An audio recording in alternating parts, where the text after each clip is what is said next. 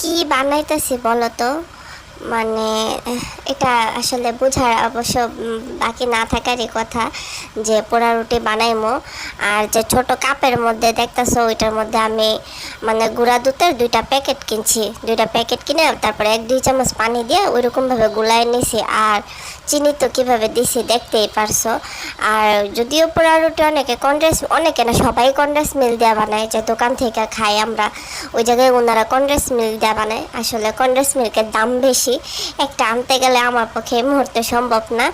আর চিনি তো সবসময় ঘরে থাকে, শুধু খালি গুঁড়া দুধের প্যাকেট 2টা যাই কিনে নিয়ে এসি। মানে এটা সাশ্রয়ী দেখে এরকমভাবে করছি। তোমরাও চাইলে আমার মতো মানে যাদের বাজেট একেবারে নাই কইলে চলে শূন্য, তারা এরকম গুঁড়া দুধের প্যাকেট না ছোট করে গোলায় এরকম রুটির মধ্যে ভরায় তারপর সুন্দর করে পুইরা নেবে। যে দেখো কত সুন্দর হয়েছে, আর এটার ঘ্রাণটা মাশাআল্লাহ এত সুন্দর হয়েছে। আর এই রুটিটা আমাদের ঘরে সবাই অনেক পছন্দ করে।